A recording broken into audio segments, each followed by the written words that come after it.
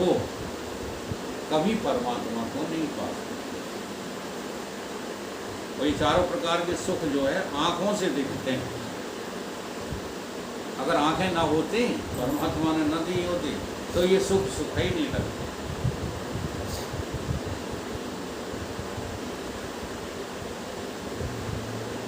तुम कैसी वस्तु हो जो आँखों से नहीं दिखती। तुम निर्गुण हो, तुम निधर्मक हो, तुम निर्विकार हो, तुम निर्विशेष हो। तुम्हारे में धर्म भी नहीं है। ये धर्म भी बहुत बड़ी आफत है, लेकिन उनके लिए, जिनके लिए जो कुकर्मों को छोड़ गए हैं, धर्म का पालन करते हैं। लेकिन जो धर्म का पालन नहीं करते, उनके लिए धर्म तो साक्षात ईश्वर है। एकदम धर्म नहीं छोड़ देना।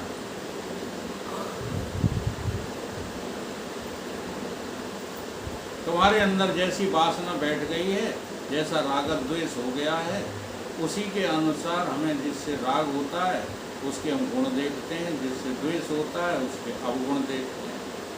असल में गुण और दोष हमारे राग द्वेष में से ही निकलते हैं, तो इसका बनाया हुआ भी बहुत ठीक नहीं होता। एक महात्मा थे, उनको एक दिन सपना आया कि बेटा अब तुम ब्याह कर लो। महात्मा को, इसी को योग पुरुष जी ये कहा करते, कई बार प्रवचनों में कहा उन्होंने, अगर हम तुम्हें अपना स्वप्न सुना दें, इतने ईमानदार संत हैं, तो तुम हमारे प्रवचन सुनना बंद कर दो। महात्माओं को आते हैं ये सपने, तुम तो गृहस्थ हो, तुम अपने स्वप्नों में अकड़ते फिरते रहते हो। ये सपने भी किसी मतलब के नहीं होते। ब्याह कर लो। तो उन्होंने क्या किया, उन्होंने फटकार दिया, और आई कौन था, भगवान आए थे कहने के लिए कि तुम ब्याह कर लो। कहाँ, सपने। अब देखो, वासना अपनी है और आरोप किस पर चल रहा है कि भगवान आए थे। बोले हम जानते हैं भगवान, ये तुम नहीं बोल रहे, हमारी वासना बोल रही है। सपने में ही वो सपना देख रहे हैं। तुम सत्संगी थे तो भगवान को भी डांट रहे हैं कि तुम भगवान नहीं हो, मेरी वासना ही भगवान बन के खड़े हो। वही हकीकत है भाई साहब। हाँ, तुम्हें कहीं किसी अच्छी चीज़ का सपना हो जाए तो तुम कहने लगो कि वो तो भगवान की इच्छा है। वो भगवान की इच्छा नहीं है, वो तुम्हारी खुद की इच्छा है। हम ईश्वर की आवाज़ को पहचानते हैं। हमारा प्रियतम अपने से हमको दूर करने वाली बात हमें कैसे बताएगा? ये हमारी वासना ही बोल रही है कि ये ईश्वर की आज्ञा है। एक बात आपको जो है सुना देते हैं, सबके काम की है। हम कैसे पहचानें कि ईश्वर की आवाज़ है? बहुत ज़्यादा इस बात का सहारा लेते हैं हम लोग। अब तुम कुछ भी कहो हमसे, जो ईश्वर करवा रहा है वही हम कर रहे हैं, कहते हो कि नहीं? ईश्वर नहीं करवा रहा तुमको। ईश्वर ने तो उसी दिन करवाना बंद कर दिया तुमसे कुछ, जिस दिन मनुष्य का जीवन दिया। अब तो तुम अपनी वासना के अनुसार करने में लगे पड़ो। बोले कि जहाँ वासना के अनुकूल आवाज आवे वहाँ तो शंका है। जैसे एक नोट पड़ा है सामने और तुम बोलो कि ईश्वर हमको आज्ञा दे रहा है, उसको तुम उठा लो, तो वह असली ईश्वर की आज्ञा नहीं है। ईश्वर की आज्ञा है, बड़ा है, कोई उसका धनाधोरी नहीं है उस नोट का। तुम्हें क्या लगता है कि ईश्वर आज्ञा दे रहा है, उठा लो। वह वासना से उपरोक्त ईश्वर की ही आज्ञा है। हमारी वासना के घेरे में ईश्वर आ गया है। हमारी वासना के घेरे में ईश्वर आ गया है और हुक्म दे रहा है। और यदि भीतर से आवाज आवे कि इसको तुम मत उठाओ, इस पर तुम्हारा कोई हक नहीं है, तो समझना कि ईश्वर की आवाज़ है। आई कुछ बात समझ? ये हमें सामने भोग दिख रहा है। तुम लोग कहते हो, तुम लोग माने हम सभी आ जाएंगे कि ये भोग हमें ईश्वर ने दिए, ये ईश्वर ने नहीं दिए। ये खम खागा तुमको भ्रम है। तुम्हारी वासना के घेरे में ईश्वर आ गया, तो समझ रहे हैं? ईश्वर की इच्छा से ब्याह किया है?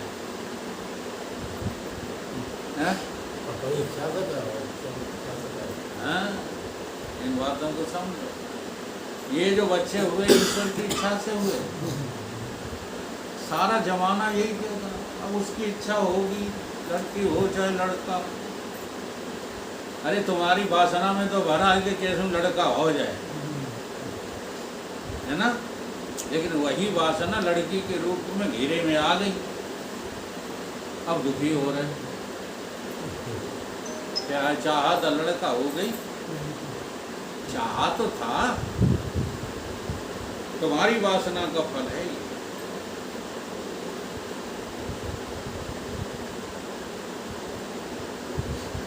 ईश्वर की आवाज पहचानने की होती है। हम उन वेदांतियों की बात नहीं करते हैं जो अपने अंतःकरण की शुद्धि का कोई प्रयास नहीं करते। चोरी भी करें वेदांती लोग, सुन लो वेदांती लोग, बेईमानी भी करो, छल भी करो, कपट भी करो, असत्य भाषण भी करो, पर बोले कि हमारे अंदर से ब्रह्म बोल रहा है। कौन बोल रहा है? हम तो बोलते ही नहीं है। हमारे भीतर से कौन बोलता है? ब्रह्म। ब्रह्म ही तो करवा रहा धंधा पानी। कौन करवा रहा?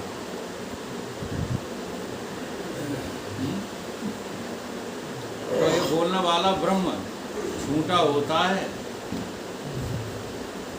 एक बार एक महात्मा के साथ मैं कहीं गया था, गंगा के तट पर। बड़ा उत्तम स्थल था, तपोभूमि थी उड़िया जी बाबा की। महात्मा के साथ, महात्मा कुटिया में थे और मैं कहीं जंगल में गया था। रास्ते में जो है 1 रुपया मिला। अब उसको जो है हमने उठा लिया। अब उठा करके जो है सोचा कि महात्मा जी जो है यहाँ के गुरु जी हैं, इन्हीं को दे देंगे। फिर मन ने कहा कि नहीं। तब हमको याद आई, गुरु से कपट मित्र से चोरी, क्या हुए निर्धन क्या हुए क्रूर। ये बात याद आते ही मैंने वो रुपया जा करके गुरु जी को दे दिया। तो गुरु जी ने तत्काल कहा कि बेटा जहाँ का तहाँ फेंका। हाँ, संत ऐसे होते हैं। इन्होंने तो कहा कि आपके क्षेत्र का है तो आप ले लो। उन्होंने कहा नहीं, ये मेरे क्षेत्र का नहीं है।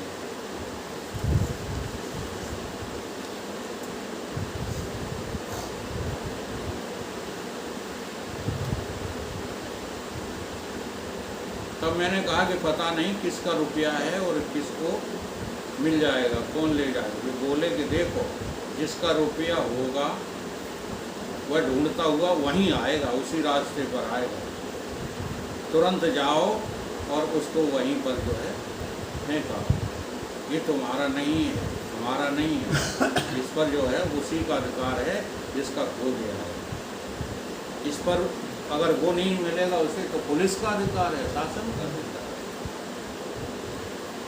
वह इसको अपने पास रखे और जो इस पर दावा करे उसको दे, और नहीं तो उसकी मौज, सरकार जो चाहे सो करे। तुम इसके अधिकारी नहीं है।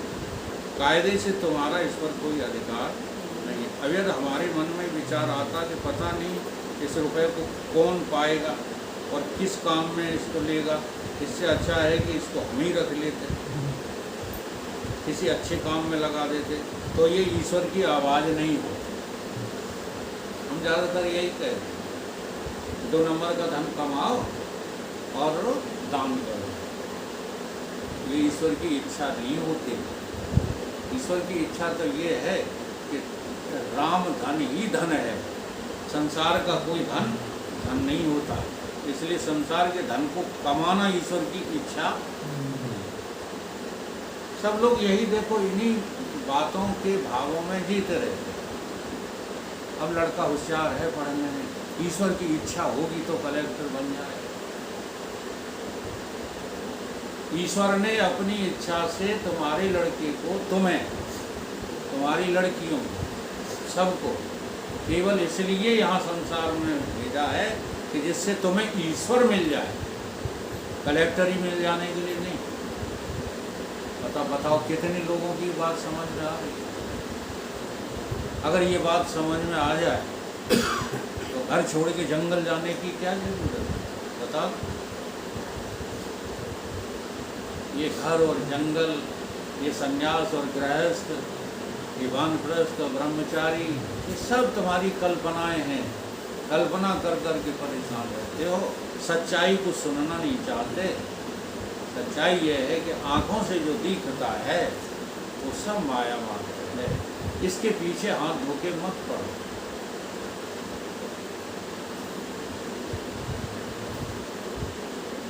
ये ईश्वर की आवाज़ नहीं है,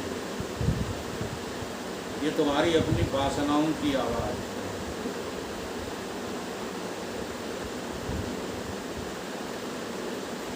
अब जो है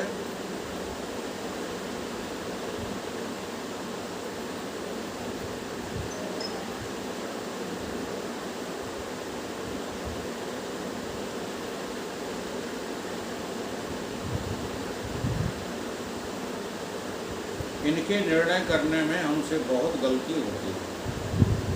वह गलती क्या होती है कि हम अपनी वासना के अनुसार सब कुछ करना चाहते हैं।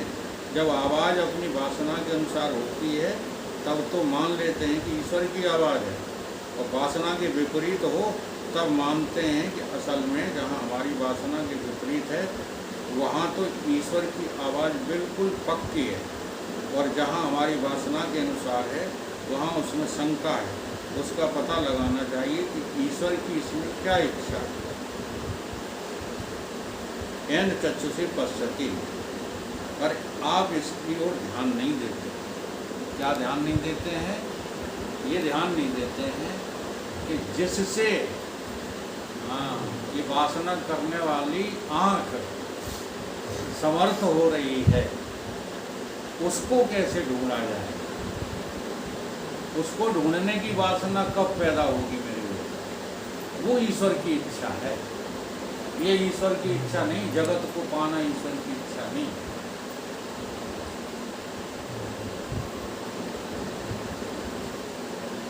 इसी पर एक बड़े महात्मा की बात जो आती है वो हम सुनाते हैं। केशवदास जी नाम था उनका, पुराने महात्मा थे केशवदास। तुलसीदास जी के समकालीन थे। वे तीन महात्मा एक साथ रहते थे। केशवदास जी दो और महात्माओं को साथ में रखते थे।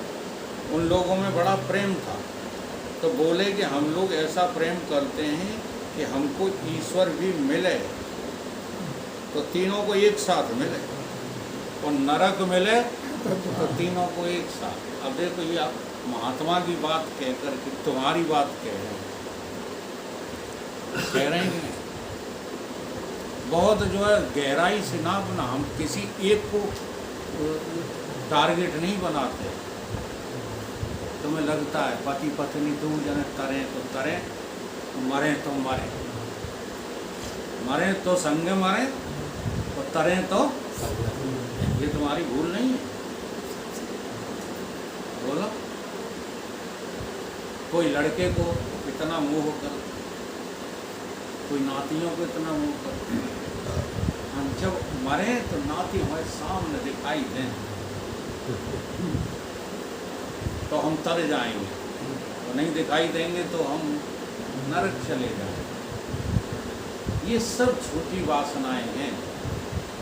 साथ किसी का, अब उस महात्मा तीनों कहते हैं भगवान मिले तो तीनों को एक साथ मिले, और नरक मिले तो तीनों को एक साथ मिले।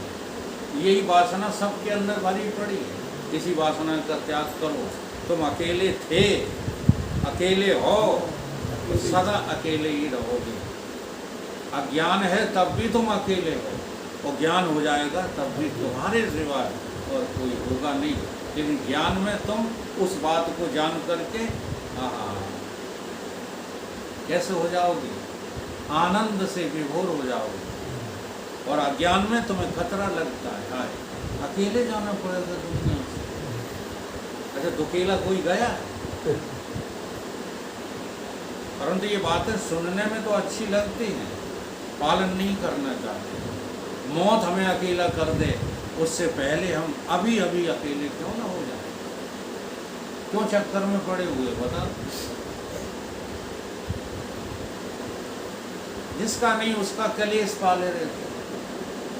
कोई अच्छा करे ताऊ का कलेश, बुरा करे उसका भी कलेश। अब वो तुम्हें कलेश दिखता नहीं है, तुम्हें जो सुख हो रहा है ना अच्छे होने का, वो भी कलेश ही है। या अच्छा बुरा कौन है? तो कहने लगे साथ ही जाएं। तो यह हुआ कि ईश्वर मिलेगा कि नहीं बाबा, इसका तो कुछ ठिकाना नहीं। इसलिए बोले कि चलो नरक में ही तीनों एक साथ चलते हैं। और तीनों मरने के लिए एक साथ कुएं में कूद गए। कुएं में कूदने से तीनों प्रेत हो गए। और प्रेत होने के बाद में कविता बनाए और पेड़ की डाली पर बैठे कविता का आनंद लें। अब एक दिन उधर से तुलसीदास जी निकले तो पेड़ पर से कविता की आवाज़ आ रही थी। बोले अरे ये कौन कविता पढ़ रहा है, ये तो हमें केशवदास जी लग रहे हैं। तुलसीदास जी ने कहा ये तो महात्मा केशवदास जी की आवाज़ है, मालूम पड़ रही है। फिर दूसरी कविता सुनी तो सोचने लगे कि यह तो उसकी फलाने की कविता है, मालूम पड़ती है, इसे कौन पढ़ रहा है। तो गोस्वामी जी वहाँ ठहर गए। तो ठहर करके उन्होंने पूछा कि बताओ बाबा तुम लोग ये कविता पाठ करने वाले कौन हो। तो केशवदास जी ने कहा कि हम लोग तीनों एक साथ रहने के लिए प्रेत हो गए हैं। तब फिर भगवान का नाम सुनाकर तुलसीदास जी ने तीनों को प्रेत योनियों से मुक्त किया। ईश्वर के पास भी जाने के लिए जो लोग ये सोचते हैं कि हम एक साथ ईश्वर के दर्शन करने जाएंगे, समझते हैं ये भीड़ क्यों है। तुम नैमी गंधर्व जाना चाहते, दो यार मिल जाए तुम्हें, चलो हाँ सब जगह ये याद है। नौतर नहीं खाने जाना जाओ। हाँ अब मंडल के 6 लोग जा रहे हैं तो घूम सकते। नरक भी तुम साथ जाने के लिए तैयार, और अकेले तुम भगवान के पास जाने को तैयार नहीं। वृंदावन में 4 जने आए थे कि हम चारों राधा कृष्ण के दर्शन करेंगे। तो चारों में जो है प्रीति है, प्रीति नहीं है मोह। इस मोह का नाम ही क्या है, ग्रह। तुम्हें ग्रह लग जाते हैं ना, हाँ क्या है, नवग्रह। वो ग्रह फ्रह कुछ नहीं, वो केवल मोह है तुम्हारा। अब चारों अंतःकरण अलग अलग, चारों के पाप पुण्य अलग अलग, चारों के भाव अलग अलग, चारों की वासना अलग अलग, चारों के पूर्व जन्म अलग अलग, चारों के अगले जन्म अलग अलग। लेकिन आग्रह एक है कि हम साथ ही जो है ईश्वर को प्राप्त करेंगे। इसी का नाम है क्या, दुराग्रह। इसी को दुराग्रह कहते हैं। भला कैसे ईश्वर मिलेगा एक साथ चारों। इस प्रकार ये पूर्व आग्रह होता है कि हम पहले से जैसा मानते चले आए हैं वैसा ही मानते रहेंगे। और एक जो है उत्तर ग्रह होता है कि उसका फल भी हमको यही मिलना चाहिए। और एक वर्तमान ग्रह होता है कि ईश्वर मिले तब भी हमारा यह बना रहना चाहिए। बताओ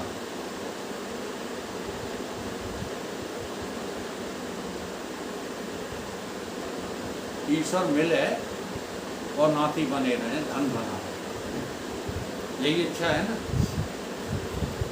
ब्रह्म तो मिल जाए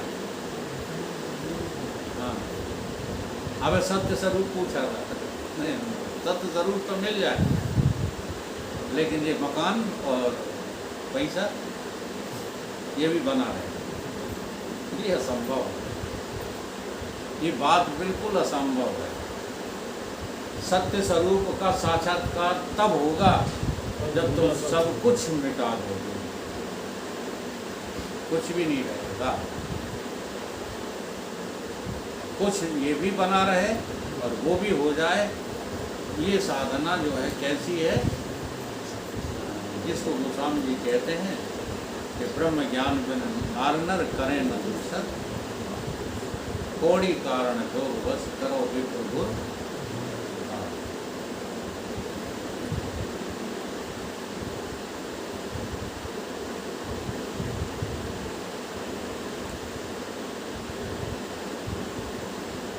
तो चक्षु पर माने चंद्रमा और सूर्य पर जब तक ये ग्रहण की छाया पड़ी हुई है, वह उपरात लगा हुआ है, तब तक शुद्ध प्रकाश का दर्शन नहीं हो सकता। अर्थात यहाँ इसी सूत्र को समझाया गया है कि तुम्हारी चक्षुओं पर ये क्या पड़ गया है, आग्रह का ग्रहण पड़ गया है।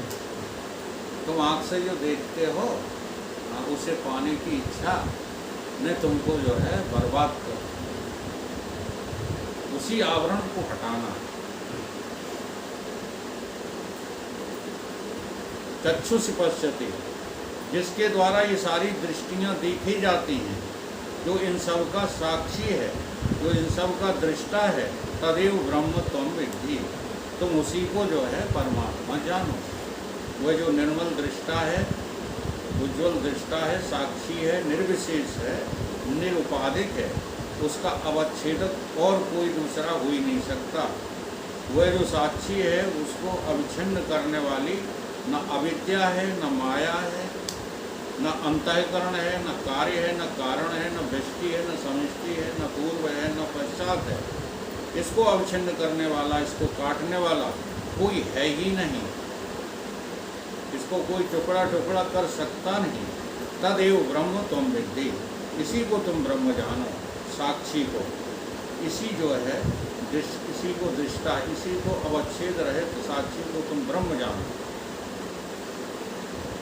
जो छोटी छोटी वस्तुओं में राग द्वेष करके उनकी उपासना के चक्कर में जो लोग पड़े हुए हैं, वो ब्रह्म की उपासना नहीं करते। सुन ले चौधरी, असर हो जाए जल्दी से। ये जो लोग घूमते रहते हैं ना, घंटनियाँ बजाते, ये भगवान की उपासना नहीं है। भगवान की उपासना क्या है? ये जो कुछ भी तुम्हें लग रहा है दुनियादारी, ये दुनियादारी जिन यंत्रों से लग रही है, उन यंत्रों को जो चला रहा मेरे भीतर बैठा, वो है परम दृष्टा, परम साक्षी। उसी को तुम जो है ब्रह्म समझो और उसी की तुम पास बैठने का नाम उपासना समझो।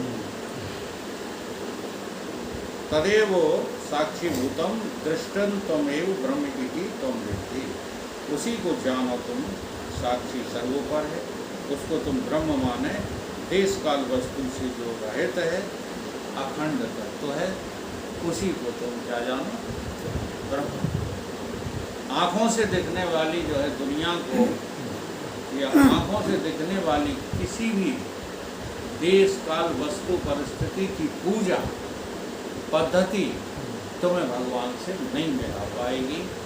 ये श्रुतियों का जो है क्या है, संदेश है। इसी श्लोक द्वारा इसे